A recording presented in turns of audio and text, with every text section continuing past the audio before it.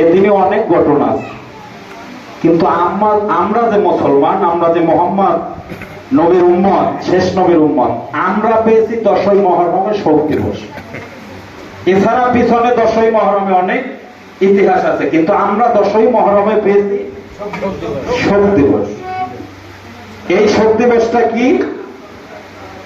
ইমাম হোসাইন আলাইহিস সালাম তিনি 10ই মুহররমে কারবালার প্রান্তরে শাহাদাত বরণ করলেন। মা সর্বাণু স্বপ্নে দেখেন গভীর রজনীতে কারবালার প্রান্তরের মাঠটা একজন মহিলা এসে তার মাথার চুল ধারা ঝাড়ু দিতে আছে। একজন মহিলা মাথার চুল ধারা কারবালার মাঠটা ঝাড়ু দেয়, এটা স্বপ্নে দেখে মা সর্বাণু জিজ্ঞাসা করে, কে গো মা জননী, আমি তোমার কাছে জোর অনুরোধ জানাই। ও গো মা জননী, তোমার কাছে কি কোনো ঝাড়ু নাই যেই ঝাড়ু দ্বারা কারবালার প্রান্তরটা ঝাড়ু দেওয়া যায়? তুমি তোমার মাথার চুল ছাড়িয়ে কেন কারবালার মাঠ ঝাড়ু দাও? 2 চোখের পানি ছেড়ে দিয়া সেদিন ওই মহিলা বলেছিলেন, নো সর্বাণু, তুমি জানো না আমার জীবনে বেঁচে থাকতে যার গায়ে একটা ফুলের টোকা লাগতে দেই নাই, আমার জীবন দশায় আমি বেঁচে থাকতে যাদেরকে একটা বালুর কণায় সইতে দিই নাই, সেই কলিজার টুকরা নয়নের মণি আমার হোসাইন কাল কারবালার প্রান্তরে শহীদ হল। কাফেরেরা তাকে নির্মম ভাবে হত্যা করবে। আমি হইলাম জগৎ জননী মা ফাতেমা, ইমাম হাসানের মা, ইমাম হোসাইনের মা। আমি আর আমার রওজায় রইতে পারলাম না। আমি রওজা থেকে উঠে আইসা আমি আমার হোসাইনের জন্য কারবালার প্রান্তরের মাঠটা আমার মাথার চুল দ্বারা ছাই দিয়ে গেলাম। আমি হলাম মা ফাতেমা। সর্বাণু 2 চোখের পানি ছেড়ে দিয়ে রাত্রে ঘুম ভেঙে গেলে। সকালবেলা যখন মহরম এর যুদ্ধ শুরু হয়ে গেল, বিবি সকিনা এবং কাসেম যুদ্ধের ময়দানে চলে যাবে। কাসেম হল ইমাম হাসানের ছেলে। ইমাম হাসানের ছেলে যুদ্ধের ময়দানে যাবে। বিদায় যাওয়ার জন্য যখন হোসেনের কাছে গেলেন, হোসেন 2 চোখের পানি ছেড়ে দিয়ে বললেন, কাসেম রে, তোমার হাতের ভিতর একটা কবচ আছে, ওই কবচটা খুইলে দেখো তাই কি লেখা আছে। বাবারা কথা বললে বিরক্ত হন। যখন কাসেমকে বলল তোমার হাতের কবচটা খুলে তুমি দেখো ওটাই কি লেখা আছে, তখন কাসেম বলল, চাচা যান। ইমাম হোসেনকে বলেছে, চাচা যান, আমি তো জানি না এটার ভিতরে কি লেখা আছে, আপনি বলবেন। বলছে, তোমার বাবা হাসান বলে গেছে তুমি যখন যুদ্ধে যাওয়ার আগে তোমার কবচটা খুলে যা লেখা দেখবা সেই কর্মটা করে তোমাকে যুদ্ধের ময়দানে যেতে বলেছে। কবচটা খুলে দেখলেন হোসাইন আলাইহিস সালামের মেয়ে বিবি সকিনার সাথে হাসান তিনি তার জবান দিয়ে গেছেন যে তুমি বড় হলে বিবি সকিনাকে বিবাহ করবো, অন্যথায় কোথাও বিবাহ করব। এই লেখা কবচ অনুসারে কাসেম সেই দিন বিবি সকিনাকে বিবাহ করে বাসর না করে যুদ্ধের ময়দানে চলে গেলেন। ওখান থেকে বিদায় নিয়ে যাওয়ার পথে পথিমধ্য যুদ্ধের ময়দানে গিয়ে যখন কারবালায় কাসেম শহীদ হইল, সেই দিন বিবি সকিনা 2 চোখের পানি ছেড়ে দিয়ে বলছিল, ইয়া রব্বুল আলামিন, তুমি বলেছো সতী নারীর পতি মারা যায় না, তাহলে আমি কি অসতী আমার পতি মারা যাওয়ার এর জন্য দায়ী কে? সেদিন আল্লাহ বলেছিল, বিবি সকিনা রে, এর জন্য কে দায়ী সেটা আমি তোমাকে বলবো না, তবে এর জন্য তুমি পৃথিবীতে যা চাও তাই পাবা। তুমি বিবি সকিনা নির্দোষ না, তুমি অপবিত্র না, কিন্তু তুমি তোমার নানা উম্মতে মুহাম্মাদের জন্য হাজার হাজার উম্মতকে তুমি তোমার এই কাসেমের জন্য, শহীদের জন্য নাজাত প্রাপ্ত করতে পারবা। এর জন্য আমি সকলকে এই রাস্তায় ধাবিত করলাম। এইটা হলো বাবা কারবালা। কারবালার আরো ঐতিহাসিক ঘটনা ইমাম হোসেন যখন কারবালায় যাবে আপনি দেখবেন একটি কালামের ভিতরে আছে,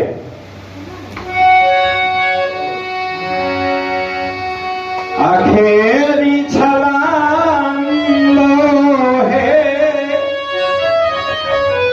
ওহে নানা যা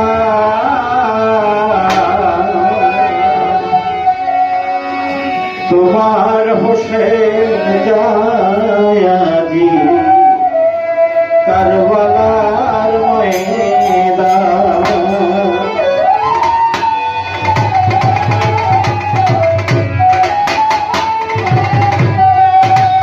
আখেরি সালাম লোহে আখেরি সালাম লোহে ওহে নানা যা তোমার হোসেন জায়াজি কারবালার ময়দান। তোমার হোসেন যায় কারবালার ময়দান। আখেরি সালাম লাও, আখেরি সালাম লাও, ওহে নানা জান। তোমার হোসেন যায় কারবালার ময়দান। তোমার হোসেন যায় কারবালার ময়দান। আলিয়া তো শহীদ হইল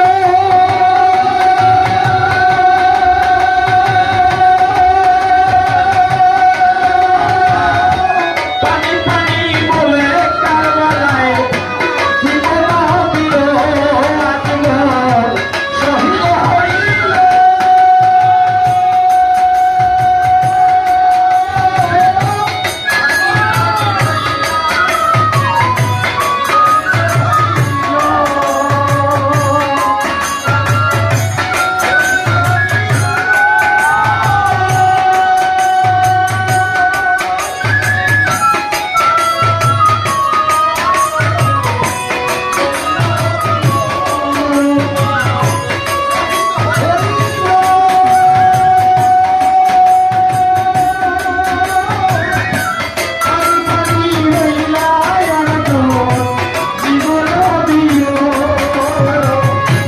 ইমান বংশ শহীদ হইল, ইমান বংশ শহীদ হইল নাজাতের কারণ। তোমার হোসেন জায়াজি কারবালার ময়দান। তোমার হোসেন যায় কারবালার ময়দান।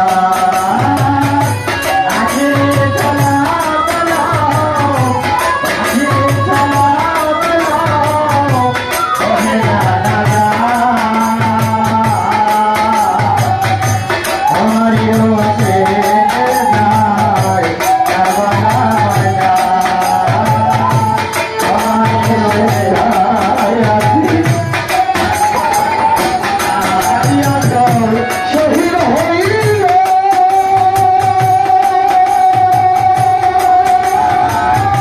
পাপী উম্মত নবী দিল নাজাত পাইল আজমল শহীদ হইল।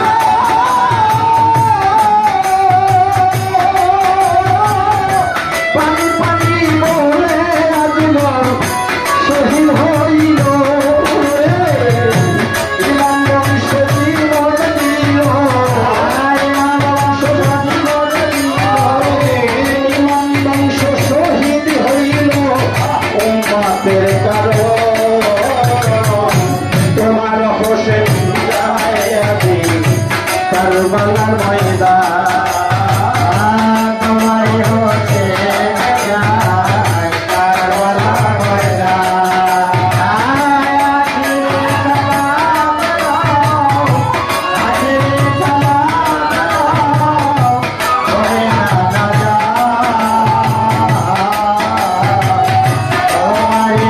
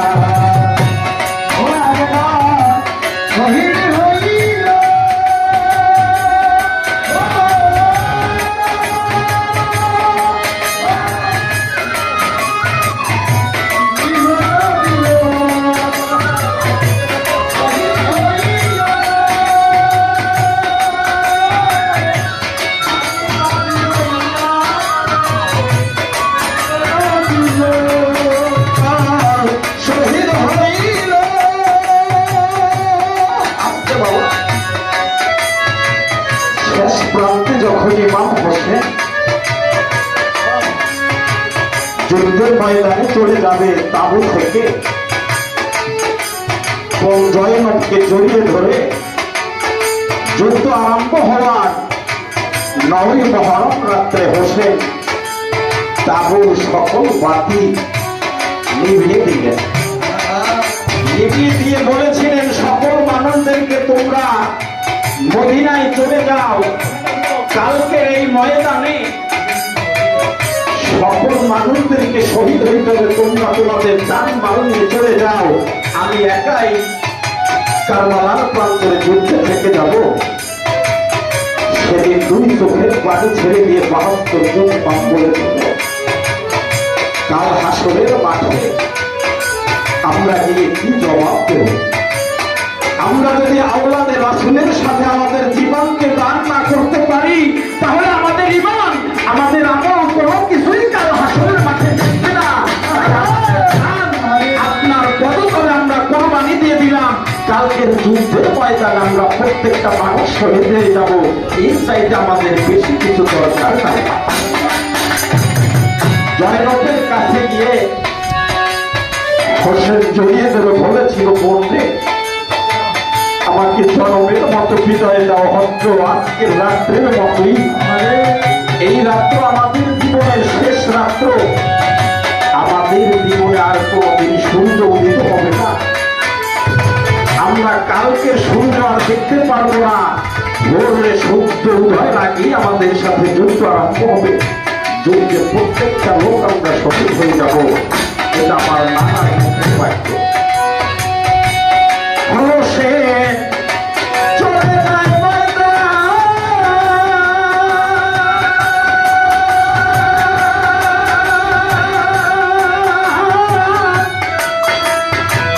মুখে শুধু বলেছিল, ওহে রাজা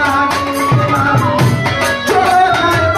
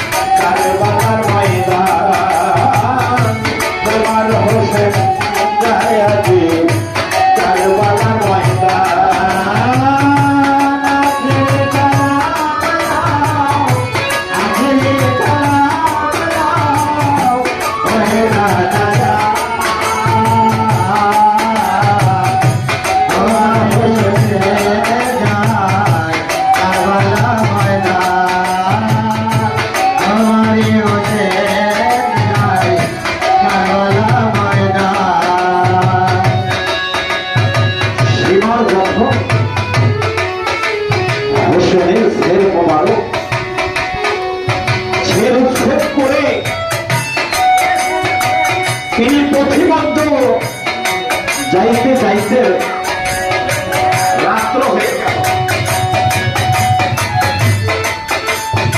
সীমার মনে মনে ভাবে, আমি বিজয় দরবারে যাইতে বিলম্ব হবে, পথে আমি মুসলমানদের হাতে অ্যাক্সিডেন্ট হইতে পারে, তাই তিনি সেদিন একজন হুজুর বাড়িতে কিতাবের ভিতরে বলা হয়েছে, একটি নেওয়াতে আছে একজন হিন্দু ব্যক্তির বাড়িতে, একটি নেওয়াতে আছে একজন ইহুদি খ্রিস্টান এর ব্যক্তির বাড়িতে 6 জন লোক ছিল। তার একটি রুমের ভিতরে হোসেনের ছেলে মোবারকটা গচ্ছিত অবস্থায় রেখেছিল, বলেছিল আমি সকাল হলে এখান থেকে আমি ছেলে মোবারকটা নিয়ে যাব। গভীর রজনী এইভাবে একটা রোগের ভিতরে শের মোবারকটা একটি টেবিলের উপরে রেখেছিলেন। রাত্র যখন গভীর হইল,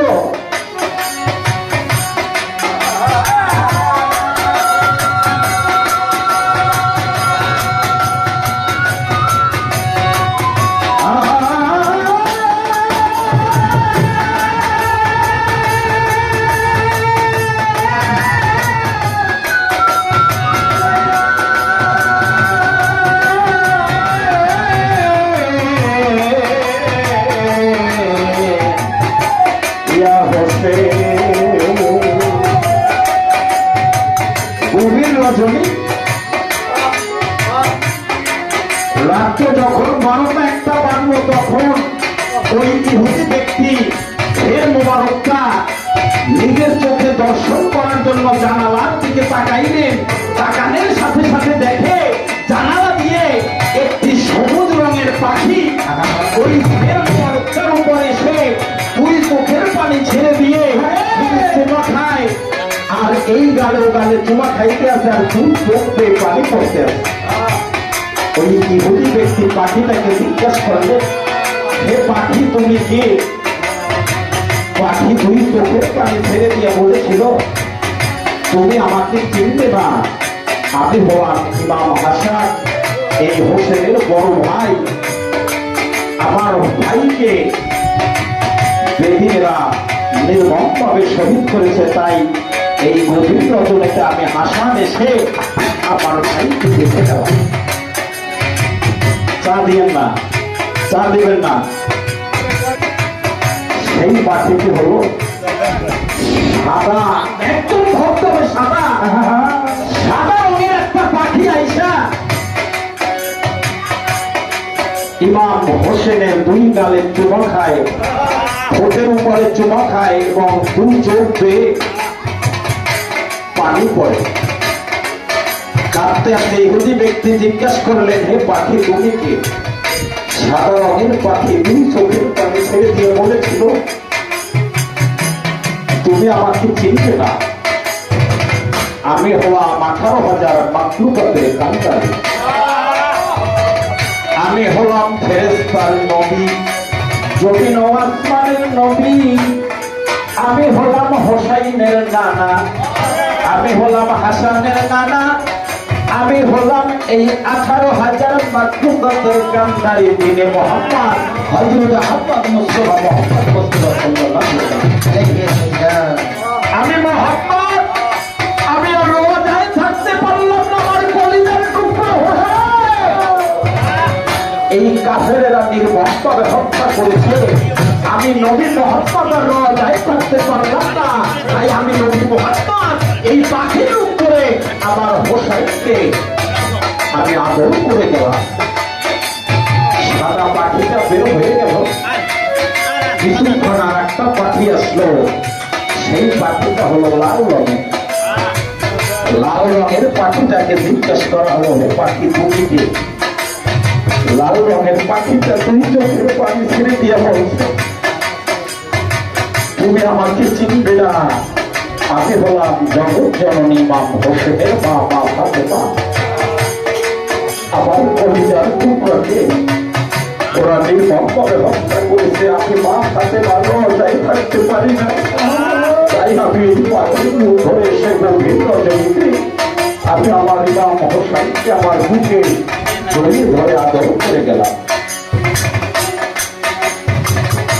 সকালবেলা যখন সীমার ওই শের মোবারক নিতে আসলেন, ওই ইহুদি ব্যক্তি বলছে, আমি তোমাকে শের মোবারক দিব না। কিতাবের ভিতরে আছে ওই ব্যক্তির ফ্যামিলিতে 6 জন লোক ছিল, সেই 6 জন ব্যক্তি সেদিন কাটা শের মোবারকের কাছে ইমাম হোসেনের কাছে বায়াত গ্রহণ করেছিলেন। বায়াত গ্রহণ করার পরে যখন বাধা দিলেন আমরা শের মোবারক দিব না, সীমার ওই 6 ব্যক্তিও সকালবেলা 6 ব্যক্তিকেও হত্যা করেছিলেন। হত্যা করে তারপর একটি পাত্রের ভিতরে পড়ে ইমামের শের মোবারকটা নিয়ে এদিনের কাছে চলে গেলেন।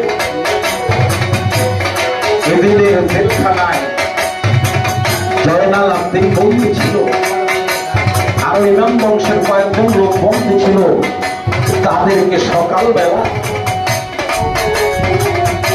নাস্তা স্বরূপ একটি পাত্রের ভিতরে একটি তোয়ালে দিয়ে ফের মোবারকটা ঢাইকা ওই জেলের ভিতরে বলছে তোমাদেরকে নাস্তা দিতে আসছি, এই বইলা ওই ফের মোবারকটা নিয়ে গেলেন। যখন তারা নাস্তা ভেবে কাপড়টা জাগাইলেন, দেখলেন হোসাইনের ফের মোবারক দেখে সেদিন জয়নাল আব্দিন সহ ইমাম বংশের 7 জন লোক জেলের ভিতরে ছিল, তারা বেহুশ হয়ে পড়ে গেল। হোসেন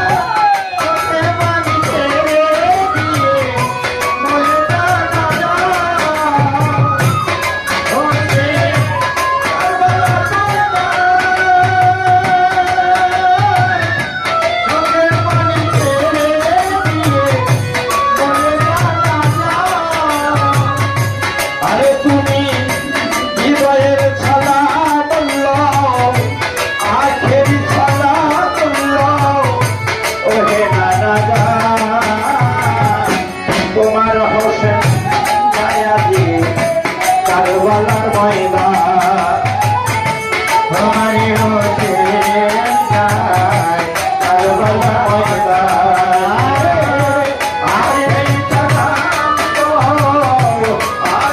সালাম ওহে দাদা।